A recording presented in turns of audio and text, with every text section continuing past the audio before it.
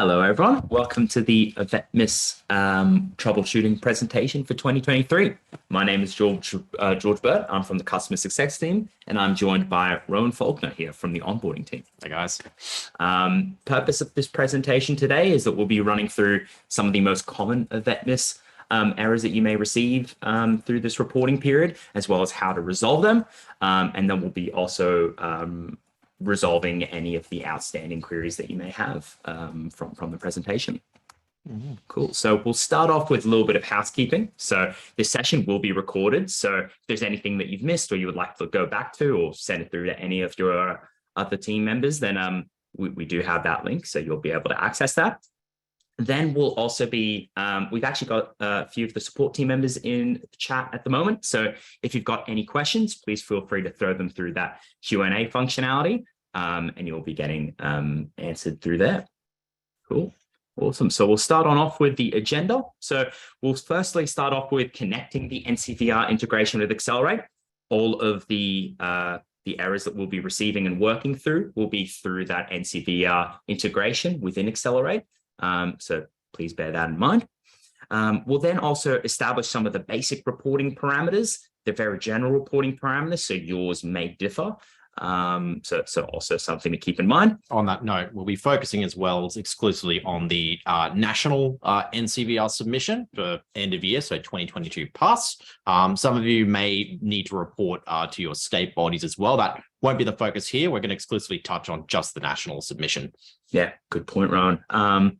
So then we'll also then jump on through to the common AVETMISS errors running through the NAT 10 file to the NAT 120. Some general tips and tricks for this period, as well as touching on briefly touching on some changes that NCVER has announced with regards to how there'll be how some reporting will be done in the future. But there'll be some brief words on that. And then lastly, we'll then touch on some aXcelerate support basics for this AVETMISS period. Reaching out to us, just some tips to make that process as efficient for you as possible. Cool. So with regards to steps for NCVER submissions, you'll firstly need to connect the integration within aXcelerate, and that's within the system settings and web and other integrations tab. Something to bear in mind with your NCVER integration is that your keys do expire on a yearly basis. So if you did reporting last year, and it's been over a year ago now since you last did reporting, bear in mind that you will receive errors until you've re-upped that integration. The next step after that is uploading directly to NCVER through the integration. So you can actually run reports and validation directly through aXcelerate. But bear in mind that when you do validate those errors, you're validating through AVS, the AVETMISS validation software, and those aren't actually getting submitted to NCVER. So if you've got any concerns regarding that at all, rest assured nothing's actually going there. You'll need to lodge your submissions through the portal. So effectively, you'll generate the AVETMISS files. It will be pushed into the NCVER platform. It will do the validation, but you'll be able to see all of that just remaining in aXcelerate. As George mentioned, though, you won't be able to sort of finalize that submission. You can upload it and validate it multiple times, as step 3 is illustrating there. The actual lodgement, step 4, that's when you need to log directly into their portal. You aren't able to do that in aXcelerate, and provides a bit of safety, so you're not going to accidentally finalize things when you've still got errors and warnings floating around. Yeah, exactly. So yeah, throughout that process, when you've received errors and you've validated them, the next step after that is where you would clear those errors and genuinely continue to rerun your reports. So once you've fixed errors, it's generally recommended that you resubmit your files to the NCVER integration, which we will show throughout this presentation, just so that you've obviously got more up-to-date errors as they come. And then that last step there is lodging the submission. So logging into the NCVER portal, as Rowan had mentioned, and then finalizing that submission. Mm-hmm. Cool. So we'll briefly touch on connecting the NCVER integration through aXcelerate. Now, we've actually got a step-by-step help guide on how to do so. So one of our panelists here will actually be posting that in the chat for you guys if you would like more step-by-step instructions on how to do so.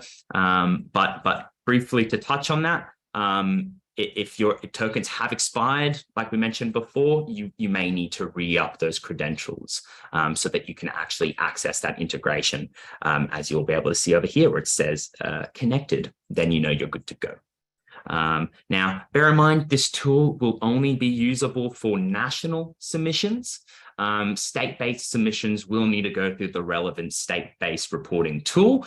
So yeah, something to keep in mind there as well. We are aware that some state bodies do require you to still perform validation using NCVER's tool. So if you're reporting to New South Wales, they may want to have you use the NCVER AVETMISS validation software, the AVETMISS.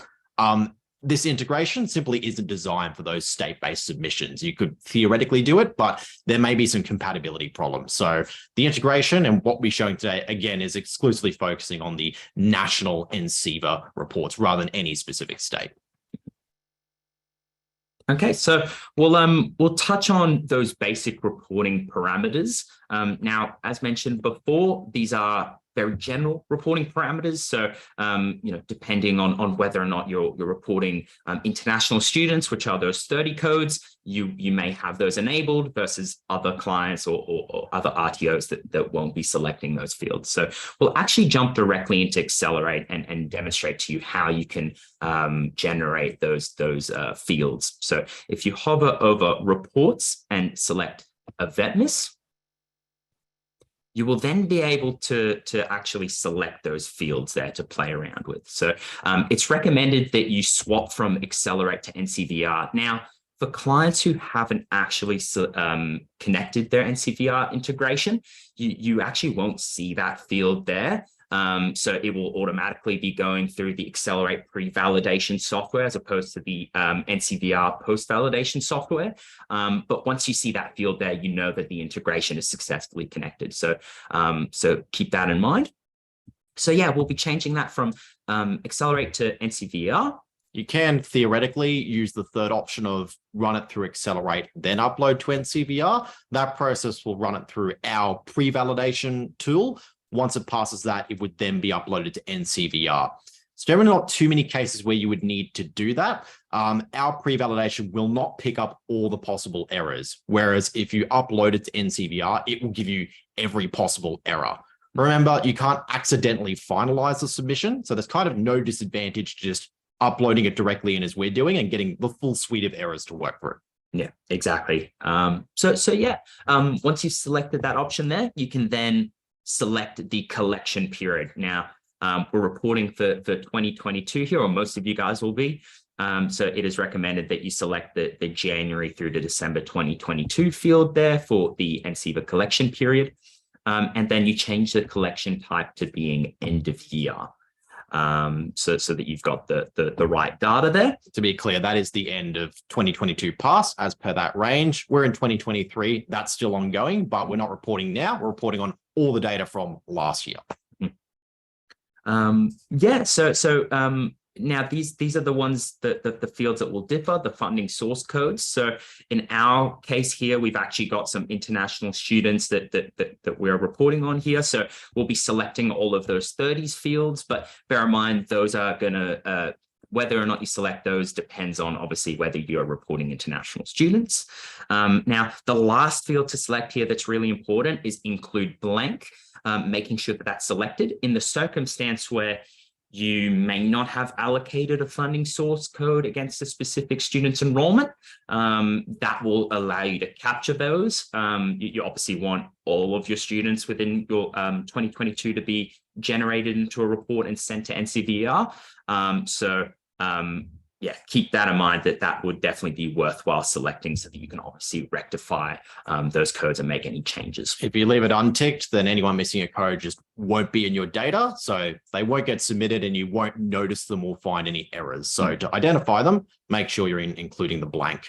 While we're here, I will point out as well that we do have the 10 codes here selected, 11, 13, and 15. These will pick up students accessing some form of state funding. Generally, you won't need to include these in the data. These students will be reported via their respective state body. So we can safely untick them to make sure they are not included unless you are otherwise directly instructed to do so by NCVER.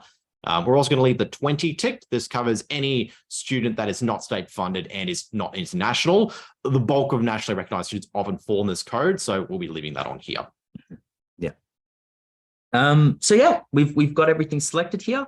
Everything looks good to go. So we're gonna run that AVETMISS report, and it should upload it to NCVER. Now, we're receiving our first lot of errors here, and these are formatting based errors. So before we actually receive any of the actual errors that you would be receiving from AVETMISS, from NCVER, sorry, apologies, you'll be taken to this screen over here. Now, as George mentioned, these often come in the form of formatting errors. So this isn't really an error in the data itself, as like, what you report. It's more that there's actually a fundamental formatting problem, which is preventing it from accepting the upload at all. So these are often pretty fundamental things.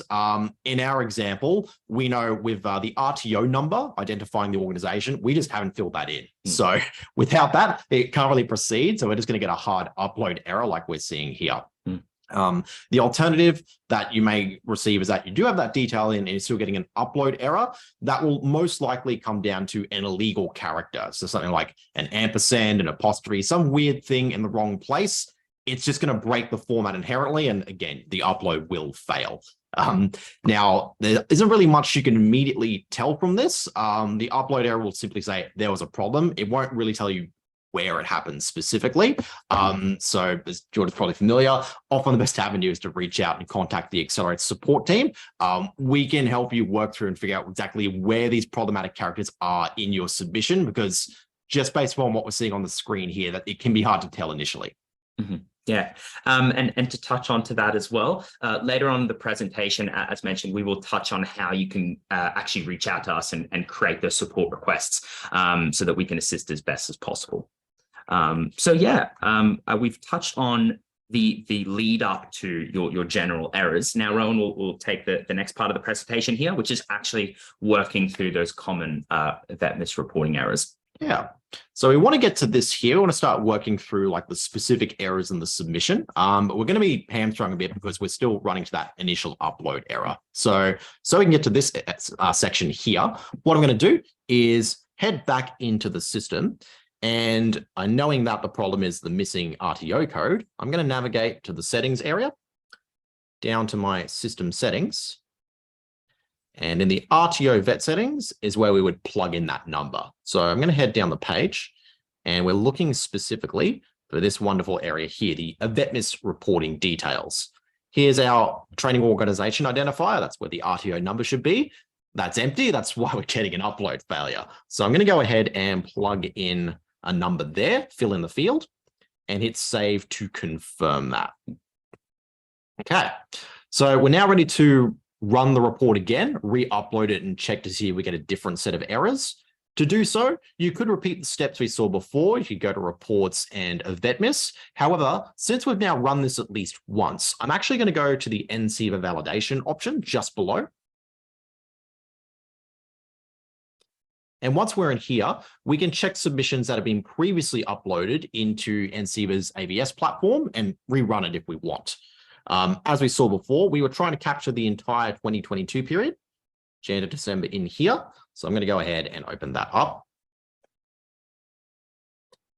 And once we're here, we can see the previous errors. I want to rerun this now because I put that number in. So I'm just going to hit that button up the top in here. This will bring us back to this page where we put in those parameters, pretty much reset to some extent. So we've got the right period in here, the correct format. We will just need to retweak these, set that back to end of year, and double check our funding codes. Those will default back, but everything else should be as we need it. It is uploading to NCVER and it's looking at the correct period. So let's run that now. And we'll see that upload in. And this time we should get past those upload error. There we go, success. We're no longer getting any fundamental format problems. The submission is now in the AVETMISS validation software within NCVER. So we can click this button to ask that platform to validate it and see what we get.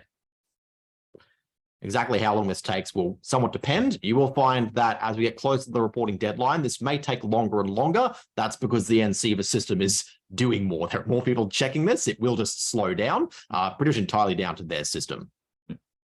So we'll be patient on this one as it does its wonderful validation. And there we go. So we've done a successful upload. It's gone in, it has validated, and it's picked up a number of problems, which we can see here in most of the different components of the submission. Let's go back briefly to the slides. So we're trying to get into these errors here, those present in the NAT10 and the NAT20 files. Now, these are pretty high-level sections. Often the errors here are due to a problem with the RTO details you've put in and your general delivery locations. So let's look at the RTO details. This error is often down to the wrong name or number. If I go back into aXcelerate, we can see there's our NAT10 there. We can click this blue number over here, that's blue 1, and that'll let us drill in and see what the errors actually are. So I'll click that. It will bring up our list. And we can see the one error we have is complaining that the training organization identifier, the RTO number, and the name do not match any combination on TGA, training.gov.au. We'll be looking at that a bit later. So really this is saying that these details are not correct. That number, that company name, they don't line up. So I don't know what the organization is, so I can't really do any further validation here. I know offhand, the reason this is happening is because I have put in the wrong number. It's not 2507, it should be 2508. So that's why there is a mismatch. Now, the neat thing about this integration is that when you get errors like this, you'll see there's a magnifying glass to the right of it. Giving that a click will attempt to take you in aXcelerate where it thinks the problem is originating from. So I'm going to give that a click now. And we've been brought back immediately to RTO vet settings, like I came to before. And what we're here for is to go down and look at this section. So I've got a number filled in here, so we're not getting an upload failure, but it is the wrong number, hence why we're still getting an error afterwards. So I'm going to change that back to 2508, the correct one, and save the settings to lock that in. There we go. We should see that error clear when we next run the report. For some of you, you may be coming here and having a look and seeing, no, that number's definitely correct. Why am I still getting an error? In those cases, the problem may actually lie with the training organization name. You may have put in, say, the legal name rather than the trading name, and it doesn't quite line up. So it's the right number, but the name is not as per your actual registration. Once you've found out what the correct name is, which you can do by checking training.gov.au, the actual area to change it is in a slightly different page. You'll see I can't modify this name here. It's locked in place. That is because we need to navigate to the core settings of our system settings. So a bit across the way here, you'll see that the names appear down like so. So you may need to alter these to match your registration if you're still getting an error after confirming the number is correct. So that's how we can resolve that problem. Mismatched name and code. First error you'll likely see if it exists. Hoping for a lot of you won't run into that at all. Let's head back over to this tab. So how to look at the NAT10 error there. The next one we're going to look at, if you recall, is in the NAT20 file. This is about the delivery locations you've put in your report. The most common error we see for this is when you have two different locations that have the exact same ID. The submission won't know how to tell them apart. You'll get a hard error on that one. So let's see what that actually looks like. We're back in aXcelerate. I'm going to click the return to validation results.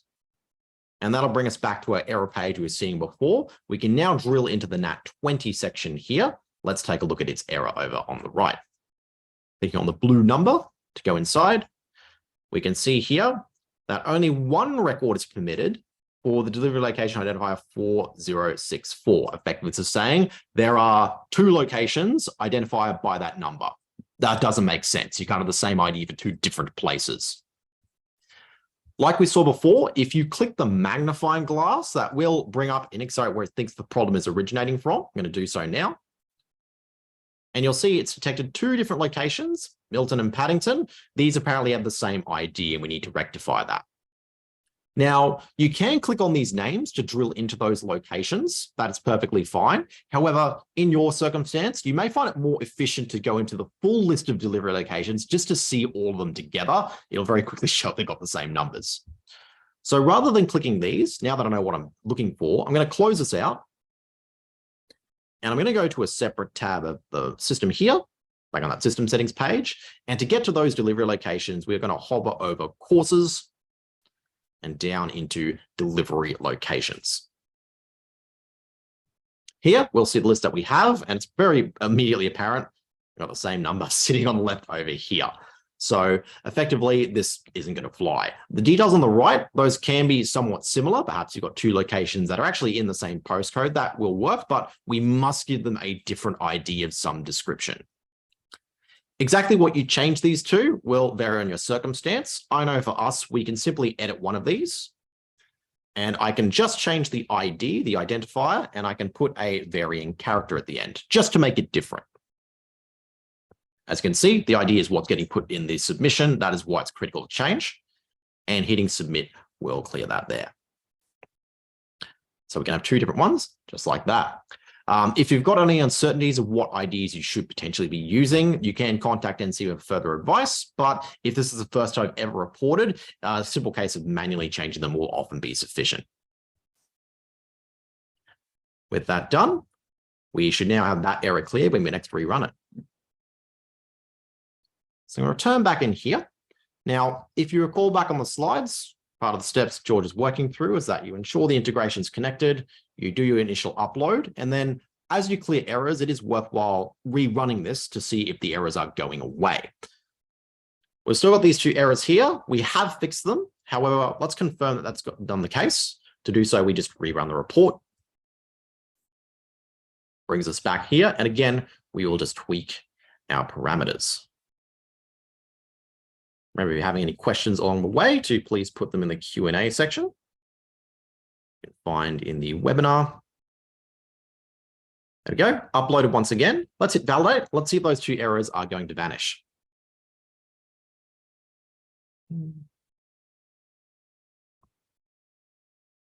Those of you who are not used to this integration, you may find this a lot faster than what you're used to, having to manually get AVETMISS files and put them in the AVS. It's nice to see in aXcelerate you can just run it all from the one system over and over. Yeah, and the cool part of that as well is you can actually click directly into when the system the error resides, as opposed to, you know, if you've received your NAT files manually where it references specific line numbers. So yeah, that's always really hard cool to track down. Yeah, exactly. All right, so I can see those first two NAT files. They're now cleared. No errors or warnings, totally validated. So as you can see, rerunning every software is great just to make sure you're on the right track with fixing things. Let's head on back. So we've looked at our first two NAT file areas. We're now going to move on and check out some others in the NAT30 and the NAT60 area. These refer mainly to your actual scope of what you're reporting. So rather than specific enrollments into anything, these are about just, you know, what qualifications and units that have been offered to the students you're reporting. The most common conflicts you'll see in here is usually some discrepancy between what's in your system versus what's listed on training.gov.au. With the qualification, really it's a case of the name and the number just aren't found correctly. It will complain about that, as we'll see. As for the subject or unit area, you will find that if you've put in a unit code, but the description or name of that unit isn't correct, there will be a mismatch. However, do be aware that if you have put in the wrong unit code entirely, that generally won't return an error. It will go through. The reason for this is that for some organizations, they are required to actually report non-accredited training to an extent to NCVER. So they may be effectively making up their own units. For that reason, they will actually accept sort of weird looking unit codes that are not nationally recognized. So you will need to exercise some care to make sure that you have not put in entirely wrong unit codes, as that may misreport things.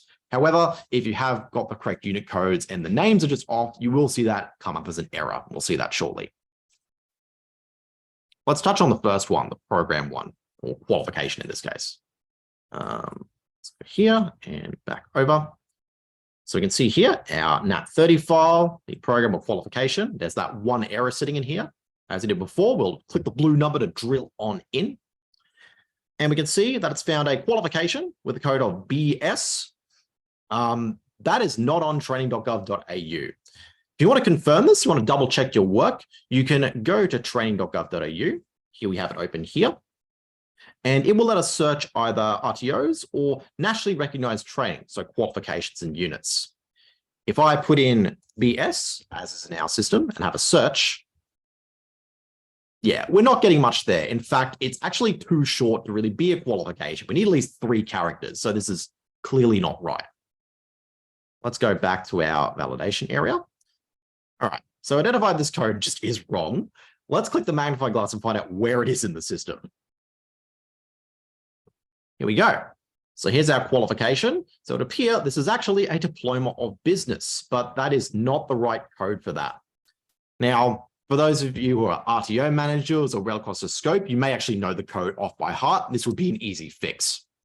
In the case that you don't, you can still leverage training.gov.au to help you along. I'm going to take the name. That is relatively correct. I'm going to search that instead. And we can see here, we're getting some results down the line. So these are actually the valid codes, BSB. There's a full listing there rather than just BS. I'm going to grab this one here, since I know that's the code we should be using. It is superseded in this case. There's been a bit of a teach out period in our example. For those of you more current, you may find you using the up-to-date 50120 version, but in our case, we were teaching the older one at the time. I'm now going to take that code, just copy the full code there, jump back to aXcelerate and replace the mistaken one up here. We can then head to the very bottom of our page and save it to confirm those details. I'm going to update. Perfectly done. While we're here, one thing that we aren't seeing in the qualifications as an error or a warning, which you may have noticed, if I go back inside what I just updated by clicking this here, you will notice that there is a normal hours field that I have left empty. So you are allowed to leave that empty, technically speaking. We will fill that in with sort of a placeholder in the submission. So you will not get an error for leaving that empty. That said, it can be in your interest to make sure that is filled so that when you report, you are notifying NCVER what your nominal hours are when you deliver this qualification to your students. Don't know this one off the top of my head, but this one here. So we're just going to leave it for the moment. And jump back to the validation area. So fix that code. That should see this error get resolved in the NAT 30. Let's head back. And then we can move on and address the subject or unit 1, the NAT 60. So as I mentioned before, the most common error you will likely see in here is where you have put in the correct unit code, but the name of that unit is wrong in some manner. Let's go back and see what we're getting. So in here, and drill on through. So very similar to the qualification one. It's saying the name of this subject and its ID over here. I cannot find that on training.gov.au. It's not a nationally recognized thing. There's some problem here. Like we did before, we can drill in and go straight to that unit in aXcelerate where the problem is originating from. Now, here's what it's complaining about, the name and code. It's looking relatively correct. It's not immediately clear, but like I do with the qual, we can search up something and have a look. So let's take that code. That's looking fairly accurate. I'm going to copy that one, go to train.gov.au and do a search. So we can see here, we have the same code for manage meetings. And give that a click. So we'll check back on aXcelerate and we can have a look and see. Unit competency name is just manage meeting. So we've missed an S here. It's really that simple. So without that, the name is not found. It starts erroring out. So we're hitting that S, that should resolve the problem. As a quick tip, some of you might have encountered this and find that, hang on, the code and name are identical. What's going on? Do exercise care to make sure there aren't any spaces or weirdness going on. You can see that looks totally fine here, but there is a space that may be throwing things off. So just something to be wary of. Really, any punctuation that isn't meant to be there can result in a similar error. Something to bear in mind as well with that is if you have double checked that and everything seems okay and you can see that it lines up within TGA and that's all looking good, it may be worthwhile then reaching out to NCVER directly to see what is going on there. Could very well be a case of it just may not be pointing to TGA as expected or for some other reason. So in that circumstance, reach out directly to them for further clarification. Yeah, that could especially occur with newer qualifications and packages where that information is on TGA, but NCVER hasn't updated their systems accordingly. So maybe up to them to fix things. The error is not in aXcelerate, it's within their system specifically. Cool. So fix that up. I'm going to double check I didn't put a space. Good, good. And we can hit submit to confirm that there. There we go. So that has now been done, and that should clear all the errors we are finding in the NAT 60 and the NAT 30. So like before, I'm going to go return to validation results, back on this page. And again, we're just going to rerun the report and check that that's all cleared. And again, just making sure our parameters are sitting pretty. All good there. I'm going to upload this and run the validation. And while we wait, it's going to go back to the slides here. Yeah. Go. So those two sections there, those NAT files will be cleared when we return. And then we're going to start hitting into the NAT 80 and 85 section. These are pretty closely related. NAT 80 refers to general student information, so the personal details about the students you're reporting, whereas the 85 is more about just the actual contact details, how you get in touch with them. These are very closely related, hence why it's 80 and 85. They've got the same 10 value there. So often you'll find that one error will appear in both of them. So it's the same problem, but will show up twice just in those two different ones here. So you may find there's a bit of inflation going on where sometimes the 80 and 85 seem quite big, but that's because there's one error that's actually in two places, just makes it larger than it should be. The most common ones you'll find in here will relate to either USI problems, unique student identifiers, with those being missing or not validated, and other issues related to, or very often, street and postal addresses. For those of you with international students, there's a requirement around having a postcode of OSPC. We'll be touching on that here. We'll actually be coming back to this later on in one of the later NAT files, so it's very prolific in there too. The other real common error you'll see will be to the street addresses themselves either being missing or incorrect in some manner. We'll take a look at that. So let's head back into the system now. Here we are. NAT 30 and 60, all cleared and validated, looking good. The 80 and 85, though, we've still got some problems here. I'll briefly touch on some warnings that we are getting.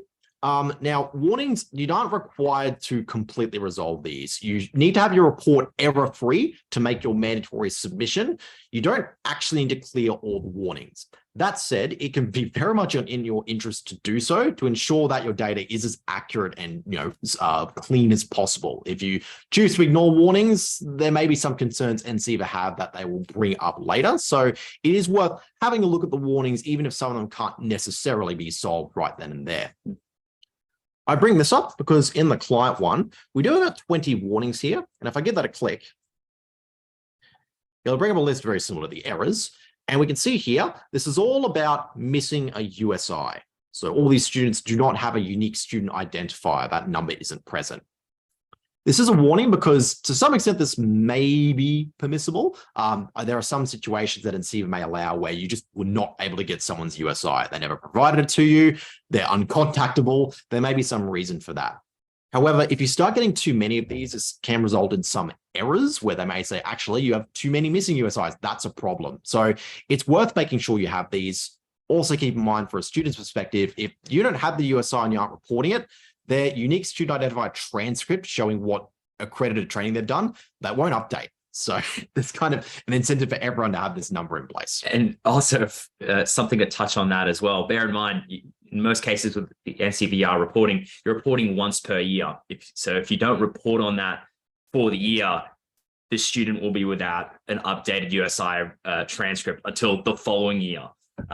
So definitely something worthwhile considering keeping up to date with. Yeah, so you may be getting some calls from that student or organizations wanting to verify the credentials because it's not on the USI transcript, for example. These warnings here work identically to the errors. It describes what's going on, blank USI, and you can hit the magnifying glass over here to drill into where that's coming up. Pops open a new tab, and we can see here the USI is not recorded. Pretty immediately clear why that's the case. As a side note, I will quickly point out, going back here, that magnifying glass worked quite well. There may be cases where it's having trouble, maybe there's sort of a weird value there, or you have staff that just don't like it for whatever reason. You can, however, also use this identifier here to find students as well. One thing that can come up is that if I take that number, that is the ID number of the student. But if I copy that entire number and try and search for a person, it's not really going to do anything. The reason that occurs is that these numbers in the report, the submission, they need to be a defined length. They need to fit all the characters. So what we do is we take the student's number, which is visible here, and if it's not big enough, we put C and zeros in front of it. So you can see this full one is including C and a 0. You may have more zeros if your student numbers are shorter. But if I just take those characters and ignore the filler at the start, that will actually work. And then we can go to that person. So that is an alternative if you're finding that the magnifying isn't as operational. The number is a fair bit more reliable. That number is going to be unique. It will work if you plug it into your search contacts, unless you have made that individual inactive for whatever reason, in which case you can use the more advanced search contacts tool instead. On that note, I will just briefly mention, for those of you unaware, if USI is not present, you can update that individual contact and head down to apply it in here, like so. For more information on USIs in general and validating them, I do recommend checking out a relevant help guide on that. Talks about getting the integration with that service working and as just methods for successfully validating it, troubleshooting and the like. All right, so that's a really common one you'll see, issues with the USI. Let's go back to the validation results and drill into more of the errors. So I've only got 5 errors in here against the NAT 80. And we can see here, they're all sort of relating to addresses and postcodes. So complaints of empty addresses, complaints of wrong postcodes. Similar here. We've also got some low ones, which I'll talk about in a moment, but let's first focus on these first 3. Top one here, invalid postcode. That's related to a person, hence why we're seeing the ID number of that individual here. And like before, we should be able to click to this and get to them right away. Here we go. So it's complaining about that postcode, 4001. Something is amiss there. Looks relatively fine here. We can hit update and get to the actual details. And it's looking somewhat potentially correct. In these cases, there may not be anything in aXcelerate you can do to deduce this. And instead, your best tool is to actually go to the Australia Post Registry of Postcodes and Addresses. They are sort of the authority on what these are. That's what NCVER generally checks, and that's why we're seeing this error. So I'm going to go up here. And to do this, you can just search AusPost postcode. So your browser of your choice. And you should get brought to this, the postcode search and finder. This will let you put in suburbs, cities, and postcodes to verify them. So we've got a postcode of 4001. Let's put that in and see what we get. There we go, Brisbane, Queensland. And if we search that, there we go. That's the only valid postcode available. So for all intents and purposes, this is looking totally correct. We have suburb Brisbane, state of Queensland, and the postcode 4001. This is actually an example where NCVER themselves may not be up to date. Remember, the authority on these codes is Australia Post. They send the mail, they decide what these are, and their system is saying that is perfectly fine. But NCVER, they're having trouble recognizing that. Maybe this is coming down to an extra character, but I can't see that in there. So this may be one of those situations where you actually need to reach out to NCVER and seek further advice, because as far as we can tell in here, this is lining up just fine. And as long as you provide them with, the search query that you made in AusPost, and a screenshot of that obviously will help, they shouldn't have any troubles helping you out there as well. Mm-hmm. Excellent. Well, that's that one. Could have been a problem, but seems it's less with us. This second error here below, bit more obvious, we're missing information. If we give that magnifying glass a click and jump over, yeah, we can see that's a pretty barren looking address. So as you would probably expect, it is necessary to just fill out the address to the correct extent to successfully report the student. Note that as we go through here, the system is keeping track of what I've previously clicked on. So anything that I've previously opened up is highlighted in blue. That can be quite useful if you're trying to work through a very large list and you want to keep your space. You can use these to just learn, remember where you are. We're now down to a third one. This is very similar to the first invalid postcode, where it's mentioning that this code doesn't seem to line up with the registry. Let's verify that claim. I'm going to click on the magnifying glass here. And it's back to the same person. So it's saying, if we update it, that postcode, that might be right, but we haven't put in a suburb. So the combination of blank suburb plus this postcode, that's not really working. So we're clearly missing something. To resolve this one, what we can do is we can take that number and go to our wonderful postcode search yet again. And if I highlight that, we've got a few choices here. So it's one of these suburbs in here. There's actually a few, so we may need to reach out to the student and verify where they're based at, but it would be one of these values that we need to input into our student. So if I go back into here, that would be the selection. So I can fill in the address more fully, including the state. And if that's the same as the street, we can use the arrow to copy it over. And there, that should resolve that error. Now they've got an actual suburb in there. It's also worthwhile verifying in Google that that address, one place parade, actually does line up with that suburb and postcode, just so that you can have that additional cross-reference there. But bear in mind, Ozpost is the source of truth here. Indeed. All right, let's head back in here. Let's close some of these out just to get some space back. So these final two are actually more specific about an international student. So they've got a survey contact status and an INTOF. I'll show you briefly what these are. They are related to the exact same person. Note the same code in here. So if I open up the magnifying glass, we'll come to this student. So this is an international student from India in here. And what those two errors are complaining about is if we update this contact and head on down, we will have a few fields such as the survey contact status set to overseas. That's correct. And they've also been made exempt from a USI as an offshore international student. Now, these are two different data values, but the error is being caused by the exact same thing, the postcode, which you can see a bunch of ats in there. That's actually placeholder. That's basically saying the postcode is empty, which is indeed the case. If we go up here, haven't filled that in. As I mentioned before, this same error will come up later in a different NAT file. We'll see how it appears in there, then come back and see how we can actually fix this. But that should cover all the warnings and errors in the NAT80 file. Let's return back to the validation results. And we'll briefly take a look at the 85, very similar, as I mentioned before. It's only got two errors. And if we drill on in, you'll find these will have a lot in common with the previous one. So again, if you have addresses that are blank or postcodes that are just not filled in fully or don't have the right suburb, you're going to see the exact same errors. So often fixing an error in the 80 file will fix the same thing in the 85. That should cover those two sections. As we did before, we'll rerun the report and just verify that it is in fact clearing those.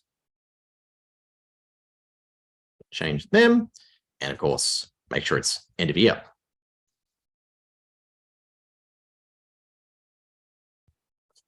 All right, we'll hit validate and dive on back.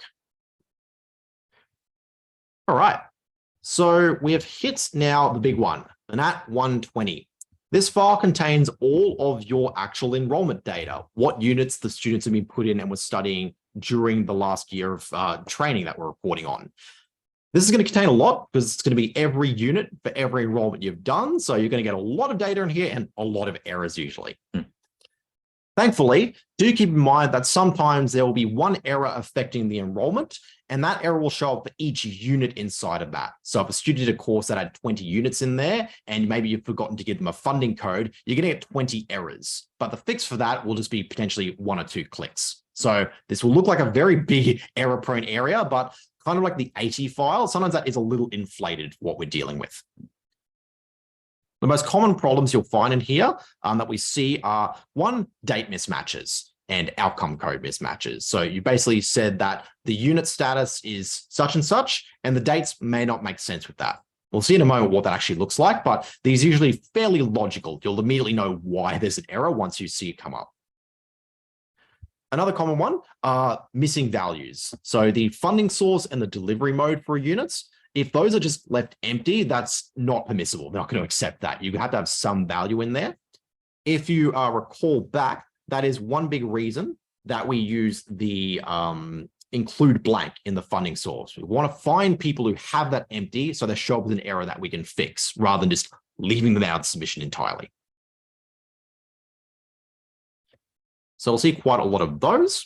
The last big one we'll see if you have any international students is that OSPC postcode that relates back to that 80 and 85 file, which we will see as well, and how to resolve it. An additional tip also to bear in mind here is if you're seeing the same sort of errors with relation to unit outcome and start dates within a class, the same class, you can actually use the bulk set outcomes tool within the class management screen itself to update those dates and values en masse.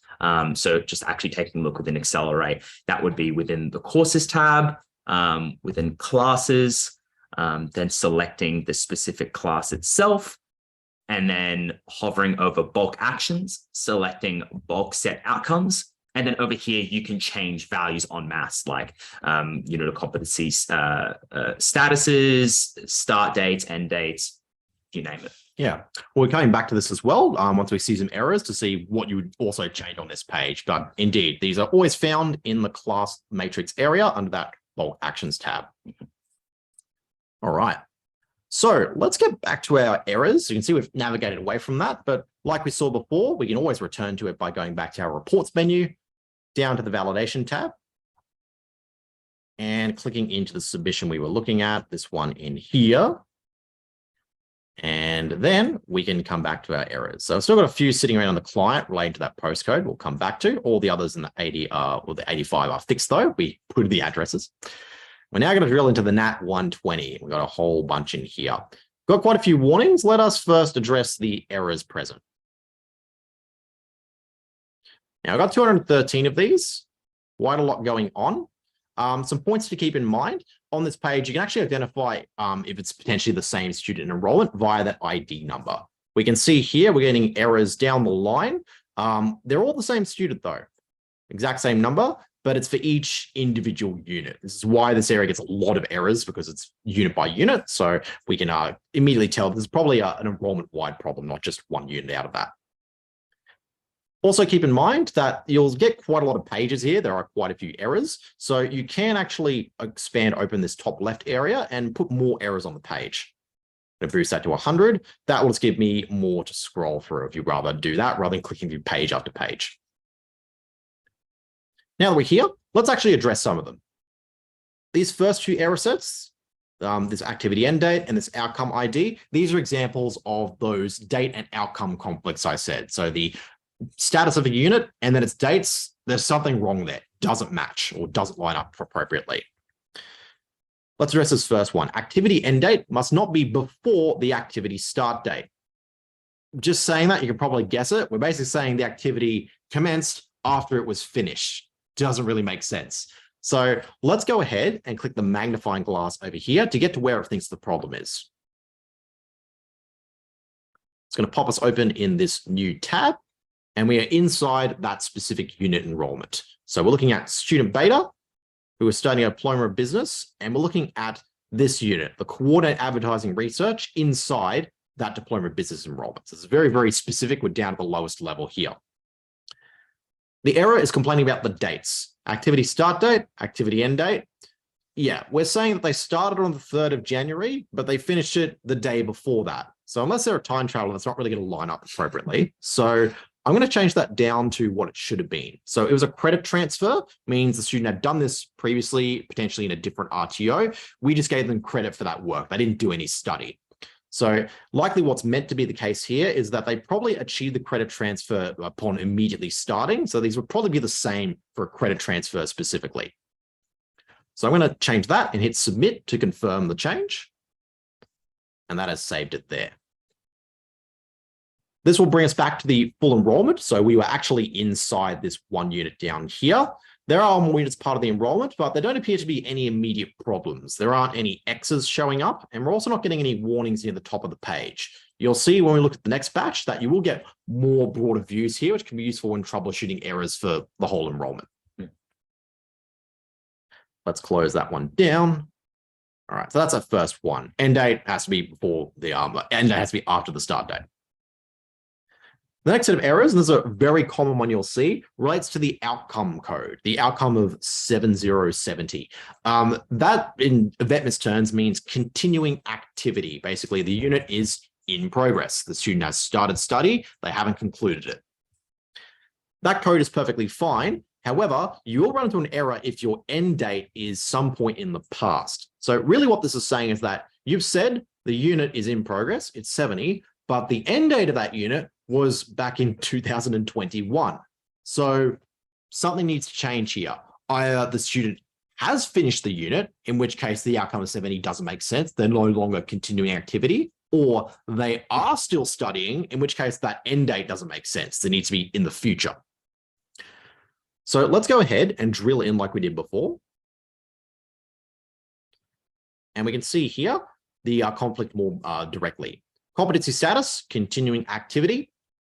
Activity end date, August 2021. They either finished at some point in the past, according to this, or this code is not accurate.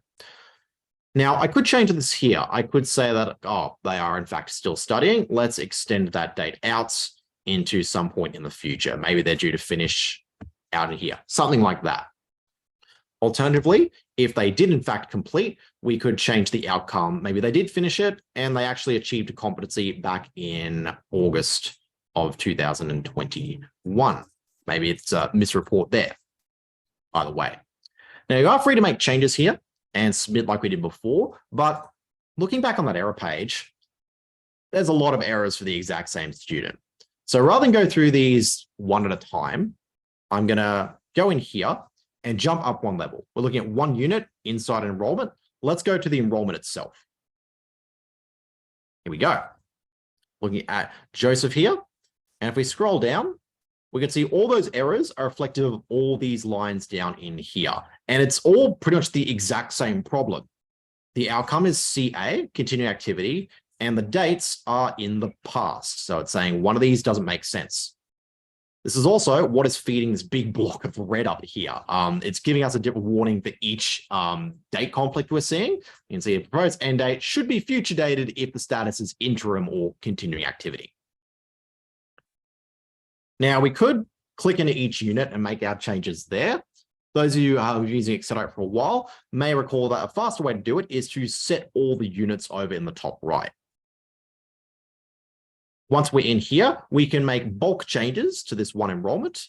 We can select what units we want to change. We could do all of them in this case. And that will allow us to very quickly either set the outcome codes, or we could just push the end date out. Notice that I could set a specific date. So if I have something in mind, I could push that out into a year of my choosing. Alternatively, you can also choose a date offset from the original and say, actually, I want to push that out, say 365 days. And then that will push it out in accordance. Everything gets moved out by an offset rather than a fixed date. Once we're happy with the alterations there, in fact, I might just do that a bit further. Let's do 600. There we go, way out into the future for him. And when we hit submit like so, it will give a warning because we're changing a lot of data. But when we hit OK, that will then make all those changes like so. Notice we're still getting some warnings left over. It's still figuring out, hang on a minute, that date there, that's still in the past.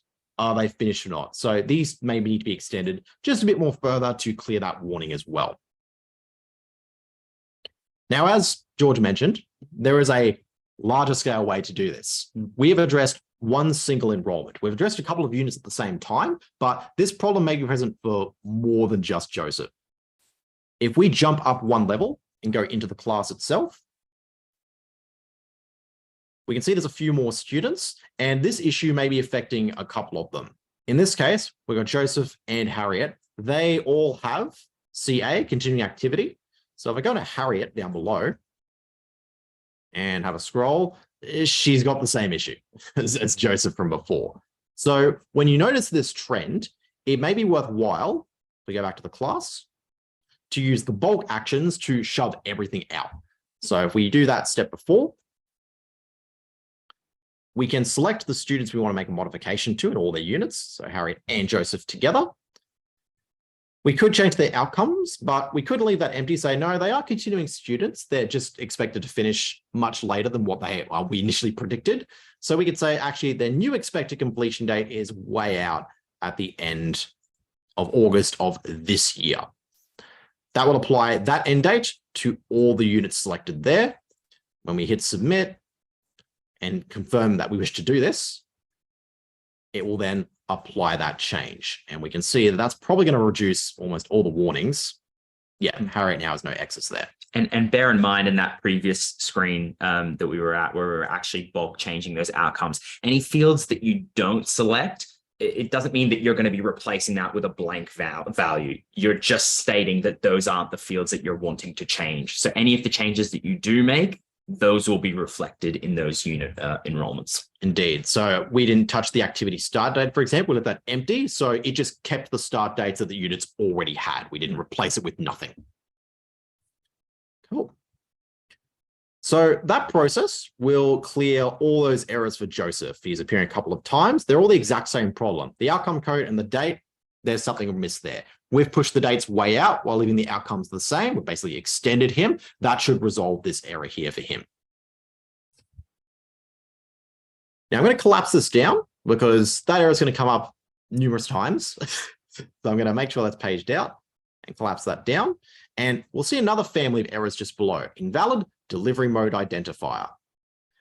There's a couple of brackets there. What that's saying is your delivery mode identifier is empty. There's nothing there. So that's not okay. We need to have at least one value in there for it to successfully submit. That's why we are getting this error. Very similar to the date errors. This is going unit by unit. So again, you will see this affect the same student multiple times, most likely. As before, I'm going to hit the magnifying glass here. I'm going to go in. Now, you won't see a delivery location as page immediately. It's not a field we show right off the bat. If we expand open the additional fields, though, we can see that the delivery mode is down in here, and it is indeed totally empty. Now, we could change it here, but if we're doing it that way, we'd have to do it for each and every single unit. I'm not really keen on doing that personally.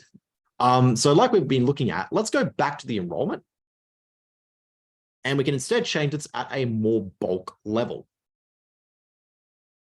Like we did before, we had to set all units of competence to change the outcomes and the dates. We can use that exact same tool and instead target the delivery mode. As we can see, if I highlight this, there's no delivery mode for any of these units. That's why we're getting that massive errors. So by selecting the units, we can then fill in the one of our choice. We do just need to tick this box to unlock the selector below it. We can then choose any and all delivery modes that apply. Remember that the bolded delivery mode, the one in front, is considered the primary delivery mode. If you put in multiple, you can drag them around to adjust that positioning. If it wants to agree, there we go. We can make workplace the focus.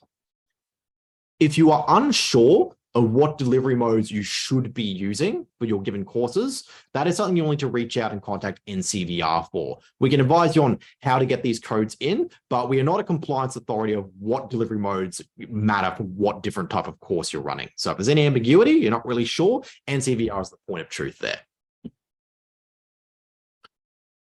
With that set, we can, like I did before, hit submit to confirm our change and bulk fill in that field. This too is something that can be done for the entire class. Often a missing delivery mode will probably affect every student inside of it. So if I click the class here and jump up one level, we can use the bulk actions. And if we use bulk set outcomes, we can use this field here, the delivery mode. So again, a matter of selecting all the students and units you want to make a change to, and then setting the new value or values that you would like for them before hitting submit. Okay. So that's how to resolve missing delivery mode, simply filling in the right spot. Let's move that up. Now, we don't appear to have any more errors on here, but keep in mind, we do have more pages to work through. So let's go next. Let's jump over to page number 2. And we've got a few more here. Error 81, kind of similar to what we saw before. This is, again, a missing value, but it's relating more to the funding source in this case. This too is going to go unit by unit. We've got a lot going on in here. So I'm going to go ahead and click this first one and find our student. And we're in student deltas enrollment. So this is similar to the delivery mode. You won't see a funding code on this page, but if I drop this open, the additional fields, the funding code appears down in here. As far as AVETMISS NCVER goes, report to the national body, they only really care about the national code. Those of you reporting to a state-based organization like Queensland or New South Wales Department of Education, you may also need to concern yourself with the state here, but that won't be the focus of us. We're only looking at the national body. Kind of like the delivery mode, we could build this in here, but that's doing it unit by unit. That's going to be kind of tedious. So instead, I will once again jump to the enrollment as a whole. Now we'll find there isn't a way to bulk set this. If we go to the set all units of competency in this page, there's no funding code value here. There's a delivery mode, but there's no funding outcome. That's fine. If we go back to the enrollment, instead of looking at that tool, the funding codes are usually found underneath this unit table. If we keep heading down, we can see that the funding source national, that is empty. If we select the value here, that will then feed through to every unit above it unless it's been overridden. So you can usually fix that error occurring for all these units, 8 of them, fix it in one go by just changing this. Exactly which code to pick will depend on the circumstance. If they are a standard fee-for-service student, no state funding, usually it'll be your old 20 code. Alternatively, you may need to use one of the 30s if they are an international student. It will depend on your circumstance. I'm going to leave it as 20 there for now. And once that is set in place, we can hit update enrollment to save that there. And that should clear all 8 of those errors because we now have the outcome code against the unit.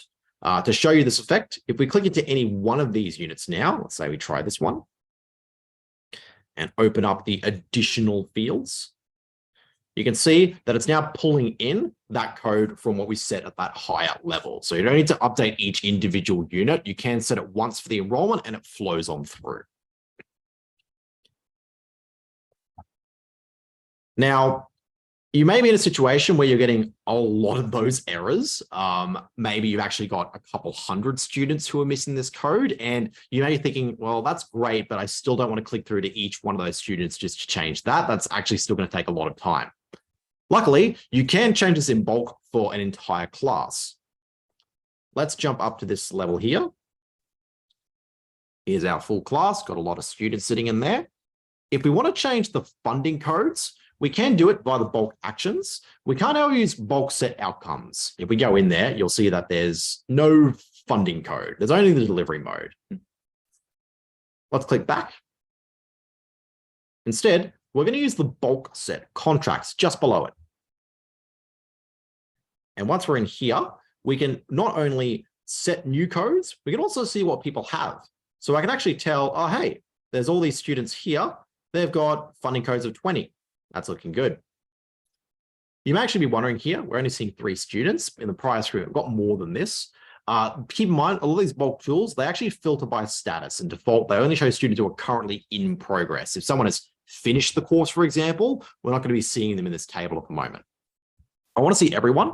So I'm going to open this up and change it to all. And now we're getting the full breadth of it. So we can immediately tell what codes people have. And this will very quickly show if they'd be left empty. There'll just be a gap here where there should be. This also lets you fill it in bulk. So if I knew that, like, oh, actually, these 2 students, they got 20, they're actually internationals, I should change that. We can set the numbers down here, select the units we want to alter, and then put in the new code, for example. Hitting update will then apply that change identically to the other bulk update tool we were looking at. I won't apply that here because I know these are domestic students and I want to add to my errors at this stage. But do keep this in mind. If you are trying to change a handful of funding code errors, going to individual students will work just fine. If you're looking at more of a class-wide problem, the bulk set contracts is your best friend there. All right. So that will cover missing funding codes. We can collapse that one down. And down in here, what are we getting for that? These are errors because we're not using a proper RTO's registration.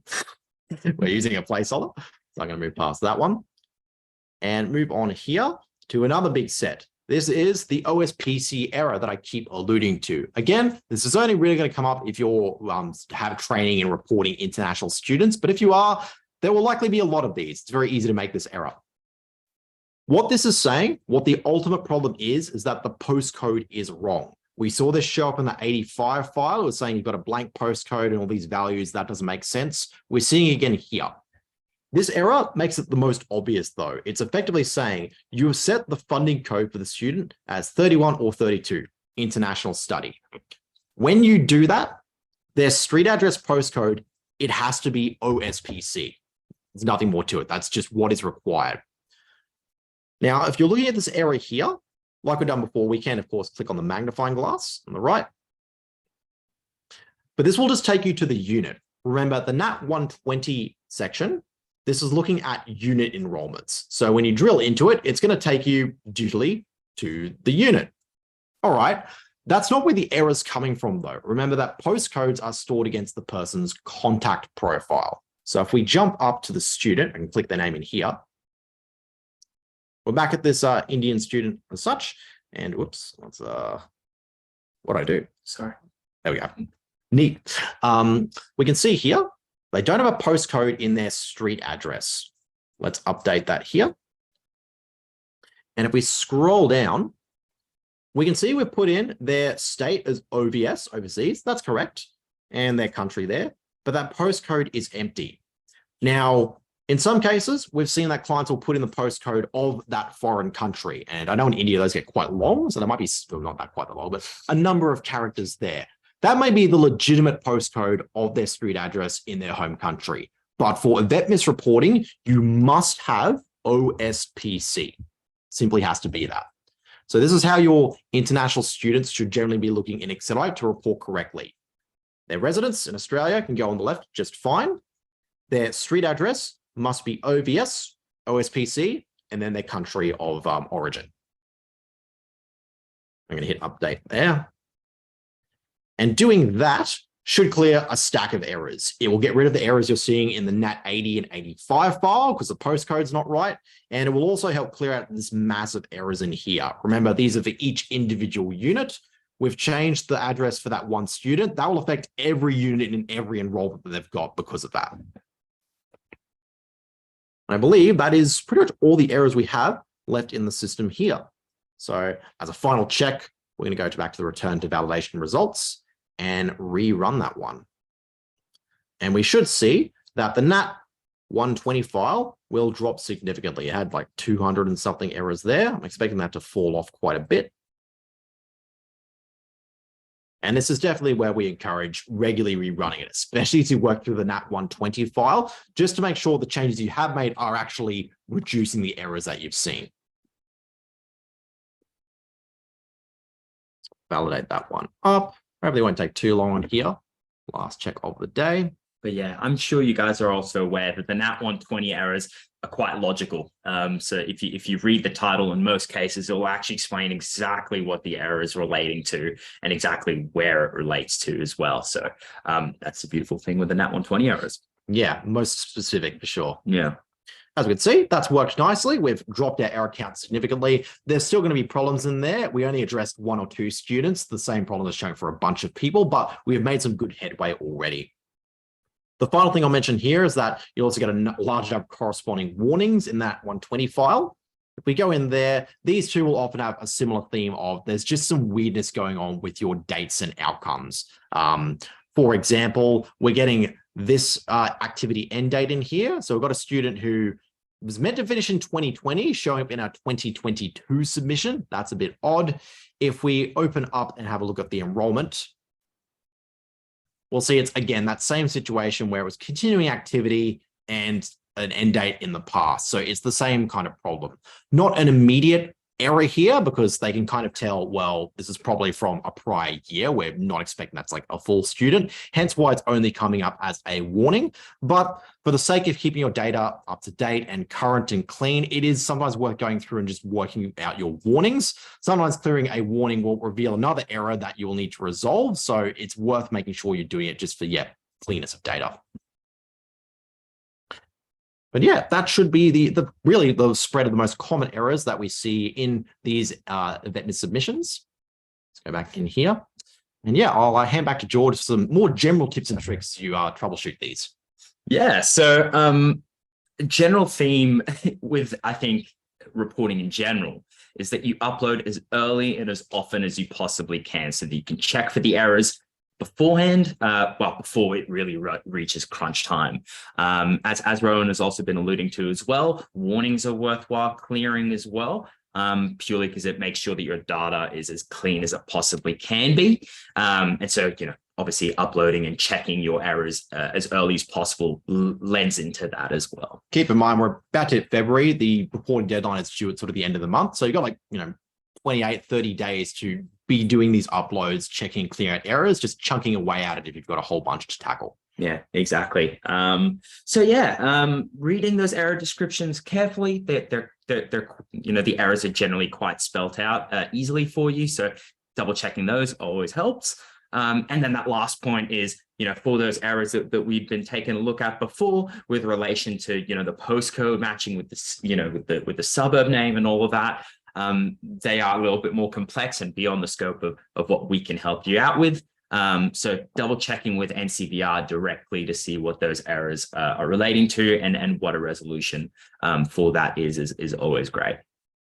Awesome. So it's worthwhile also touching on some of the new AVETMISS changes that are coming down, that have been announced, but very tentatively announced for now. So I know that there is the VET Data Streamlining Program, which is the name of that, which will be replacing the AVETMISS standard in future program that is currently underway.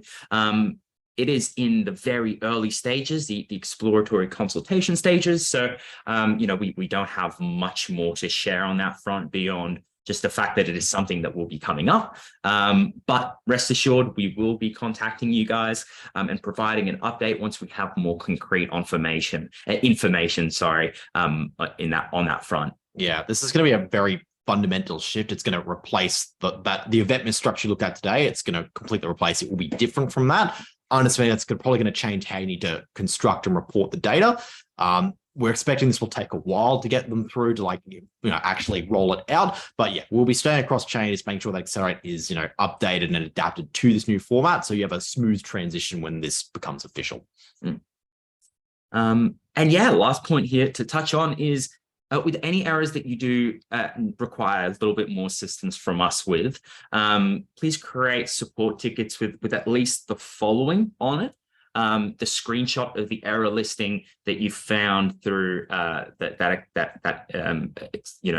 integration, or the error log sent by NCVER. The latter of those two being if you're uploading manually to NCVER and generating those error logs. If you could send either of those through to us, that'll help us to know what the error is actually saying. Also sending through, to follow on to that latter point, is the NAT files that you've uploaded directly to NCVER. You can generate those in aXcelerate as well, if you would like. So that is through, the reports. Or actually right there, if you're looking at the errors right there, you can download those NAT files and send those through to us as well, so we can look through those for you. Oops, sorry, apologies. And the last point there is the parameters that you've been using to generate the NAT files. In some circumstances, depending on what the fields are that you have selected, you may have an inflated amount of errors depending on what you've actually selected in there. So if you could send those through to us as well, that'll help us to pinpoint, what your parameters are, as well as where those errors are listed. So yeah, just taking a screenshot of what you're seeing here. So set all your settings, screenshot it, run it, then you can set us that screenshot and the NAT files together. That's the most you can provide, so we can drill down exactly what would be the error there. Yeah. Awesome. I think that covers pretty much everything that we were hoping to share with you guys today. Now we'll be answering some of the most prominent questions in the Q&A setup there. So we've got a few here. I think most of them have already been sort of answered in there. A couple that have come up relate more to, bad with slides. Back to here. Things such as leaving a funding source empty. If you do leave those empty, that will not fill in things by default. So if I go back here, leaving all those unticked, that will just put nothing in the data set. So you are required to tick these when assembling them. Mm-hmm. We've also covered how you can download your NAT files directly if necessary. By going into the submission. If you simply go to one you've run previously, there will be that wonderful download button that will give you the file directly in your downloads folder. Yeah. Now, there was another question here that was asking about where you can get a list of all the NAT files and what they stand for. So that we can actually, if you actually look online at NCVER's guidelines for what those NAT files mean, they should explain that there. Yeah, if you search up AVETMISS 8.0, that's the current standard there. You can get to the specifications document that does go through in immense detail what exactly it all means, right down to character spaces. Yeah. Clicking on that, that'll obviously take you to where that is. Oh, we're not going to download it here because it's quite a chunky document. Yeah, a chunky document. Next question here was in relation to PO boxes. PO boxes are not a valid postcode for AVETMISS reporting. When checking AusPost, the postcode type needs to be residential. Yeah, more of a comment, but indeed, you aren't able to have a postcode as someone's residential address. It needs to be a place they live, not where you send their mail to. Yeah. So someone was wondering, we were looking at different outcome codes, the 70 for continuing activity, that sort of thing. You get familiar with these, you'll start to sort of get them off by heart, but while you're still trying to get your library together, the easiest way to find it is if you go into any enrollment in aXcelerate, doesn't really matter what it is. I'm just going to grab a student here. So this kind of page, once you are at the enrollment, there's a little I just above your status column in the units. If you give that a click, that is the full breakdown there. So what each code means, its individual number, so the number that's in your AVETMISS files, as well as the actual description. We pull this stuff straight from NCVER specifications. So if you look at that big document, you'll find similar stuff in here. We just transpose it in aXcelerate for easy reference. So we had another one here about, can the delivery mode be applied at the unit of competency setup? Yeah, indeed it can. And if you've gone through an initial aXcelerate onboarding process, it's one of the first things we'll advise you to do. If you are configuring a qualification for the very first time and putting units inside of it, after getting it initially set up, generally we'll recommend to go into the units themselves and ensure that you have put in the delivery modes down in here. So that way it'll flow through into things you create after that. In a similar vein, if you have already created several classes, but you haven't enrolled anyone yet, you can make sure that carries through by going to the class. So I go to this demonstration here.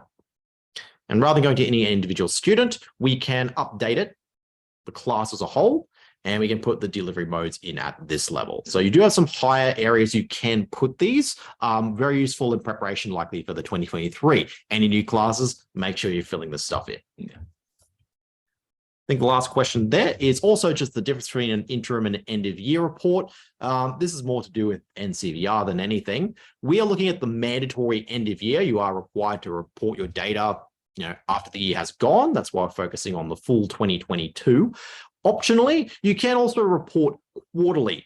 This is to help keep your records up to date. It also makes sure that the student's USI transcript is updated more regularly. So instead of waiting a full year, they only have to wait a quarter of the year. So if you select one of them, let's say we look at the Jan to March 2023. This is the current quarterly period. We would use interim to that to make sure we're saying all the data in here, this is students that are potentially still ongoing. It hasn't closed off. We aren't putting in a final submission. When we submit the next quarter, there may be some differences there. Whereas when you choose a full year there, we need to make sure that we're putting end of year to say, this is not just, in progress students. It's sort of like a closed period of teaching we've done. That's why we're the end of year set, to ensure it's formatted ever so slightly differently to reflect that change.